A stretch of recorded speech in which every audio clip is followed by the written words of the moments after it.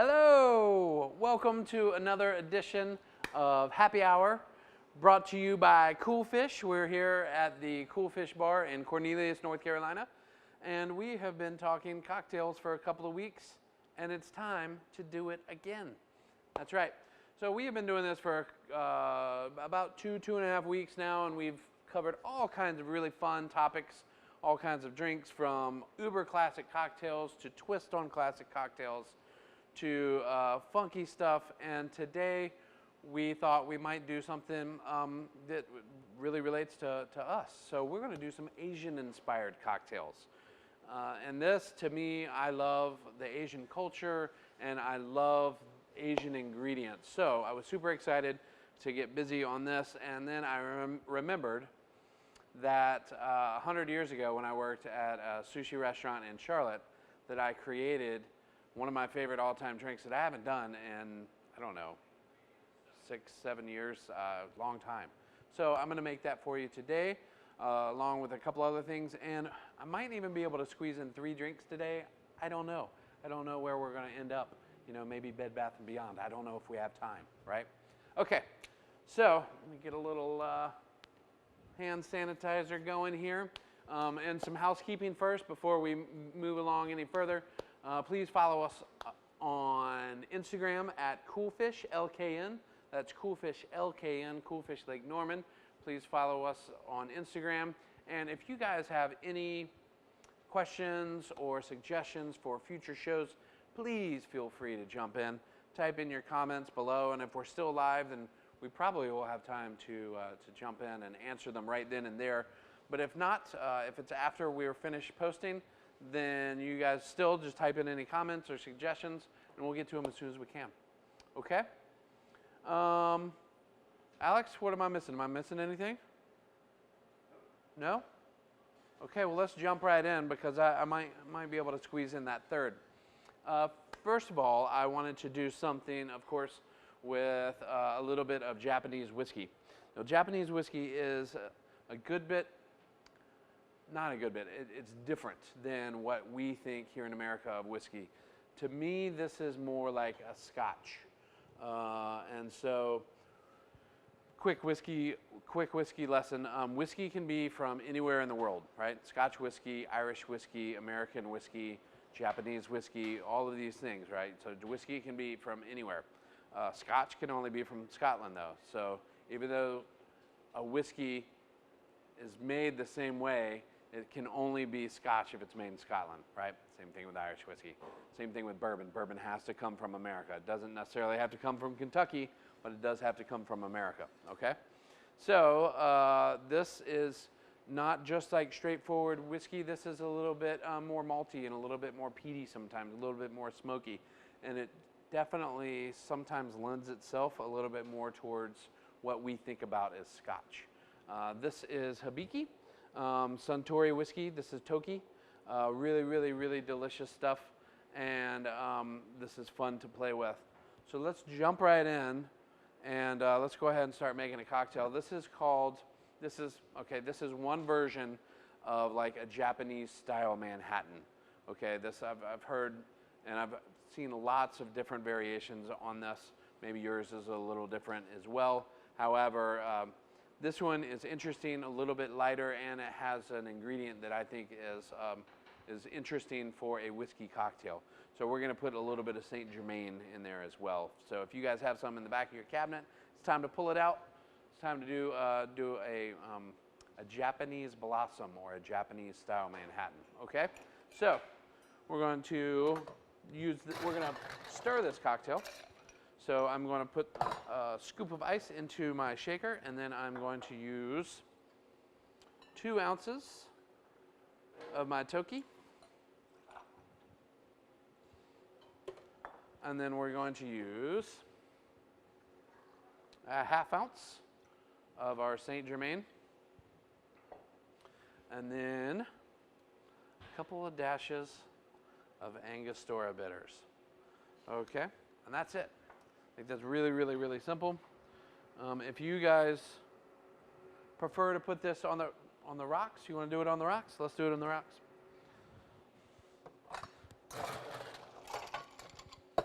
Okay. We're going to let that chill for a second while we stir. So, since this is pretty much all booze in here, we're going to stir this cocktail. Again, sometime you guys may have heard me refer back to the guideline that when you shake something that has fruit or fruit juice in it, and if it's all booze, then you stir it. You guys know I'm not a huge fan of rules, but this one is one that I will follow today. Okay, if you prefer it shaken, go ahead. But the viscosity that you get when you stir it is nice and thick. Tons of flavor still in there. It's not over diluted. And the other thing that people don't think about when you shake something, it also adds air. So you're actually aerating it when you're shaking it, as well as diluting it and chilling it down at temperature. So when we stir, we're not aerating, we're just diluting and chilling. So the viscosity is different. I know it's kind of nerdy, but at any rate, it's true. All right, here we go. So we have our 2 ounces of Toki in there, our ½ ounce of Saint Germain, and then our 2 dashes of Angostura bitters. And this is our Japanese Blossom cocktail. We're going to garnish this with an orange rind, very simply. And we're going to remember, we're going to express this over the drink. And that means we're just expressing it from its orange oil, which is like the essence of orange. Is really, really amazing. So we're going to squeeze that over the glass, get some of that oil into the cocktail, and then rub some around the edge of the drink as well, the rim of the glass, so that way every time you take a sip, you get some of that beautiful orange oil in there. All right, I think I want to try this. And then Alex, I'm going to turn this over to you for the official taste test, the yay or nay. Let's see. This looks yummy.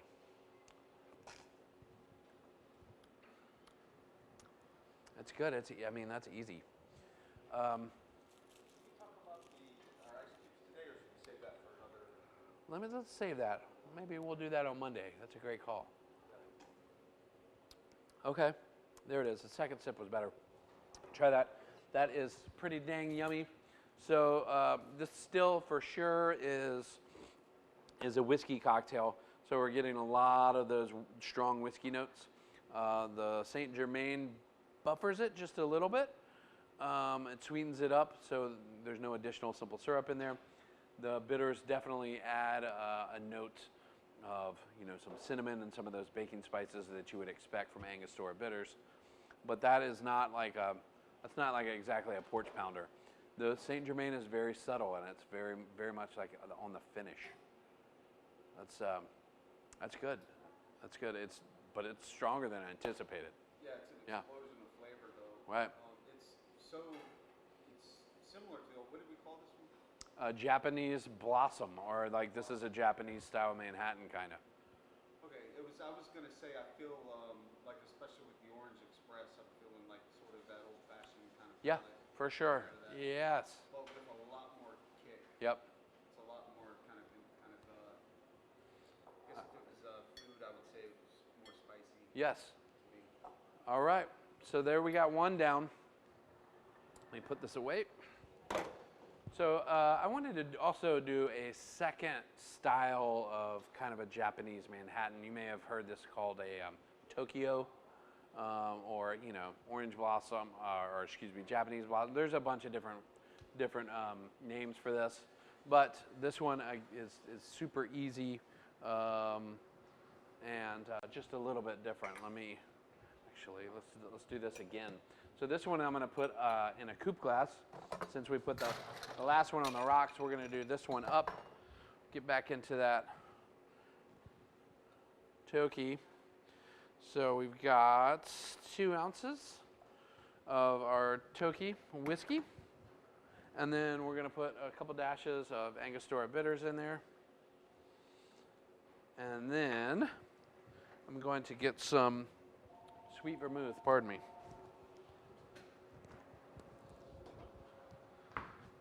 All right. So we've got some really nice sweet vermouth here. And we're just going to put like a ½ ounce in there, not a whole lot. Okay, so it's time to stir. I typically stir about 30 rotations. I don't necessarily count anymore, but when the glass, you can feel it nice and chilled in your hand, then you know it's about ready, okay? We're gonna garnish this with a simple cherry. It's just a nice cocktail cherry. And then we're gonna strain that into our coupe glass. Really beautiful color, and that pretty much at this point is a very traditional Manhattan just made with a Japanese whiskey. So here's where the little twist comes in, and don't get mad at me, but this actually is super delicious, okay? We're gonna add some sparkling sake to it. Now, if you are wanting to get into Manhattans, or if you would prefer a Manhattan but just not ready to take a big old wallop of a drink, you know, if you're just easing into the evening, whatever, this is definitely a nice way to do it. It lightens it up a little bit, cuts it, and it's just not all bourbon or whiskey. But that is the way that I learned about 100 years ago how to make a Tokyo or a Japanese Manhattan.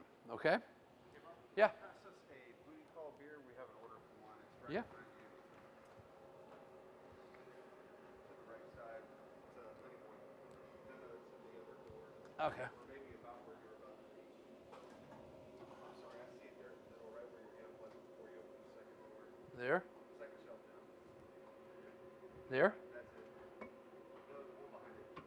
Ah, I got it. Hey, sorry for the interruption. No, that's quite all right. Someone needs That's a a beer. that's a great segue. That we are open for takeout orders.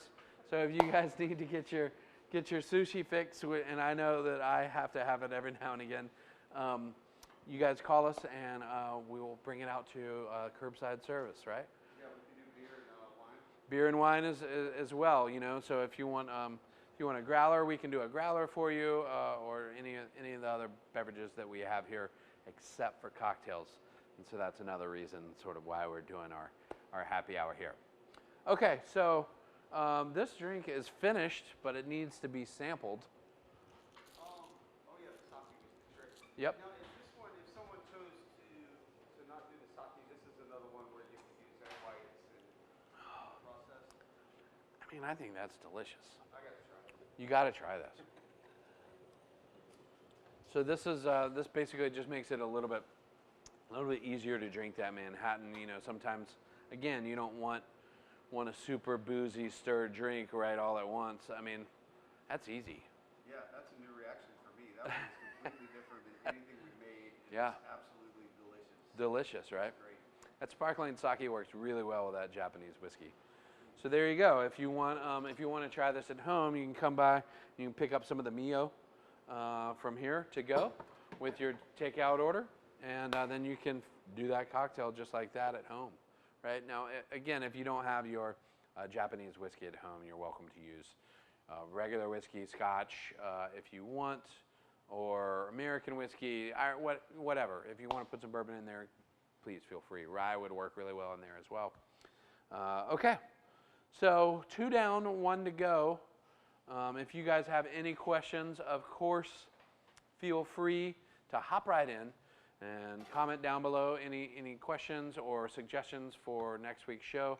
I think we are going to focus a little bit on ice, maybe on one of our programs next week. And that brings me to the hours. So we will be doing our cocktail hour Monday through Thursday at 5 o'clock. So if you guys have a minute, hop on Facebook Live with us, and I'll make you a cocktail. All right? Okay. So we saved one of my favorites for last. How are we doing? Not too bad. Okay. So this one, this is a cocktail that I created a long, long time ago, but was always one of my favorites. And this one actually is called Pocket Fours. Pocket Fours. I was struggling with a name, and I asked my good friend Brian Lee, who was the owner of the restaurant that I worked at, it was at the time, he said, what are you going to call this one? And I was like, I don't know. I was like, I thought maybe you should name it. And he said, well, what do I name it? And I was like, I don't know, something weird but true. Like, I don't know, do you ever play poker? And he was like, yeah. And I was like, okay, well, what's your favorite hand? And he goes, Pocket Fours. And I was like, Pocket Fours is a great name for a drink. So that's how this one was born. And this was always made with Tito's vodka. And when the Tito's people found out that we were using this in our cocktail called Pocket Fours, they actually asked if it would be all right if they put this recipe on their website. So you guys can go over to Tito's official website, look up recipes for Pocket Fours, and you'll see this drink on there, which I think is crazy. It's still there. Right? Alex is over there drinking his second version of the Manhattan. The Orange Blossom was wonderful. Yeah. But this one is just so unique. It almost reminds me of, I grew up on an apple farm. It reminds me of kind of fresh apple cider when it starts to ferment and a little zip to it. Yep. That's good. I've got some plans for that one. All right, so coming this fall to a Cool Fish near you. Okay, so we're going to put this guy in a Collins glass, and we've got some fun ingredients here, but there are a couple unusual ingredients. Nothing crazy, but just unusual for cocktails you don't see all the time. And that's one of the reasons why I love this drink, because it has some unusual ingredients in it. Okay, so let's see. First, what we're going to do is we're going to muddle a little Thai basil. I picked up some fresh Thai basil today, and this stuff is amazing. And people ask me all the time, what's the difference in between Thai basil and basil? Well, basil is actually sweet basil, and that's typically found in tons of Italian cooking, and you see it growing in a lot of people's gardens. This is a little bit different. This is Thai basil. Let me see if I can show you a nice pretty stalk of this. Okay, so you can see that. See, it has a purple stem. The leaves, when they mature, get these dark spots in them and almost turn purple as well. And then they have these beautiful little flowers when they bud. And all of this, you can use all of this, okay? So I like to put the stems in there and everything in the flowers and all those things. So this one is so pretty. I'm going to save the flower part. But I've got all those nice leaves in there and some stems. I'm going to put some more in there. Okay. And like a good handful, right? The Thai basil is stronger in flavor than sweet basil is. And it also has a minor note of almost licorice almost, but very, very minor. And it's quite beautiful, I think. Okay. So we're going to muddle this. So take your muddler. If you don't have a muddler, you can use, you can just wash off your bitters bottle. Or if you have a Tabasco bottle at home, make sure that it's clean. And then you can use that because, look, it's pretty interesting. That actually works really well. If you don't have a fancy muddler, you can always use a wooden spoon or whatever. But what you want to do is you want to give it a good smash, and you're breaking the cell membranes in there, and you're getting the oils out. We're after the oil in this plant. And just take your time. And you really want to get it nice and broke up, but not ground. You don't want to grind it. You don't want to turn it into like a dust, but give it a good muddle. Ah, it smells amazing. Smell-o-vision.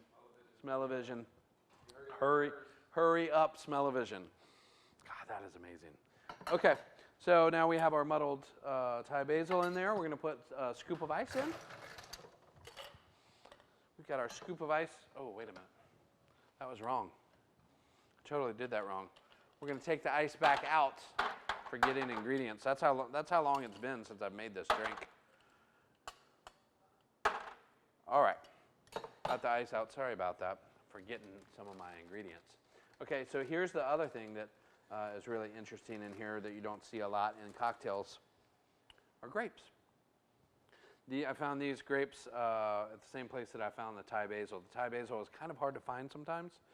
So I went in Charlotte down Independence Boulevard. There's this great grocery store called the Super G Mart, and they have incredible exotic produce. These grapes are huge if you can see them, and then they have really fun herbs and lots of ethnic foods from all over the world. Lots of Asian ingredients and Latin ingredients as well. So Super G Mart, you're welcome. Okay, so I put about 4 or 5 grapes in there, and we've got the Thai basil in there, and hopefully no more ice. And then I'm going to muddle this as well.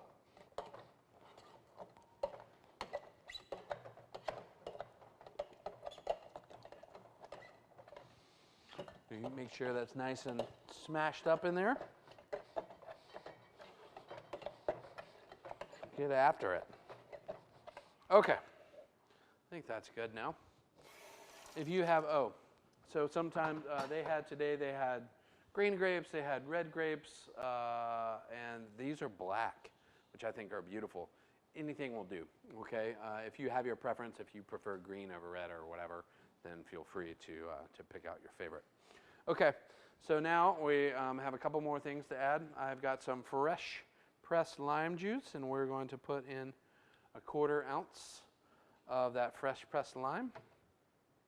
And then I'm going to use some simple syrup, okay? And be careful with this, okay, because the grapes are going to add some sweetness, and also we're going to add some Domaine de Canton, which is a ginger liqueur here in a second. That's going to add some sweetness as well.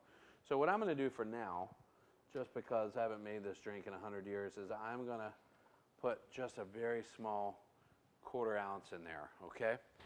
And then we're going to go 1/2 ounce of this ginger liqueur. And that's it. I know that seemed like a lot, but it's worth it, okay?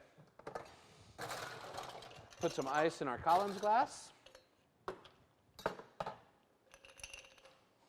Right there. And then we're going to add ice again to our tin. This time, hopefully it'll stay in the tin. All right. Give it a shake, right? Give it a good shake.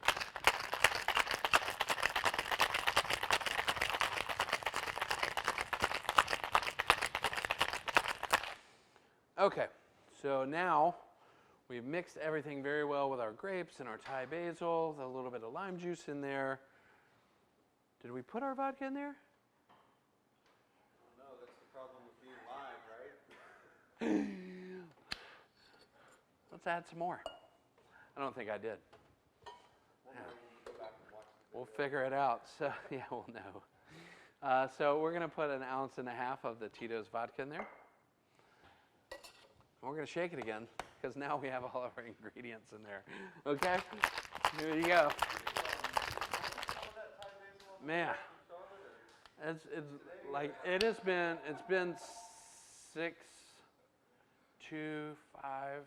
5 or 6 years since I've made this drink. Wow. Yeah. But it's one of my favorites. That's the problem when there's so many. I know, right? Okay, let me taste it here. We'll see where we are with our sweetness level, and then I can adjust it if we need to. Okay, at this point it is sweet, but that's okay. The citrus is nice. I can taste the grapes, which are beautiful. The Thai basil is definitely in there. I think it's ready to pour. Okay, so this is definitely one of those times when you're going to want to use your double straining technique. If you have this, great. If not, not the end of the world, but better if you do, okay? So we're just going to double strain that. Look at that pretty color. Hello, pretty. All right, so we got everything in there. You can see in my little basket there, I'm catching some of that pulp from the grapes and from the Thai basil. All right. Ooh, excuse me. So we've got everything in there, right? Now we just need to top it off with a little bit of soda water. And this is going to make this super easy to drink and really, really, really yummy. Okay, and I think it's pretty beautiful like that. But we do need to give it a little stir so that the soda water is nice and mixed from everything. That's pretty. And then we're going to take that nice, pretty little piece of basil that we had from earlier. We're going to put this right down in the edge of the glass. And just to go over the top of this, because I'm having so much fun making it, we're going to put a little slice of lime in here as well. We're just going to cut a nice little lime wheel. And we'll put that down in there too. Okay. Well, let's see. I like it that way. All right, there we go. So what do you think about the Pocket Fours? Boom!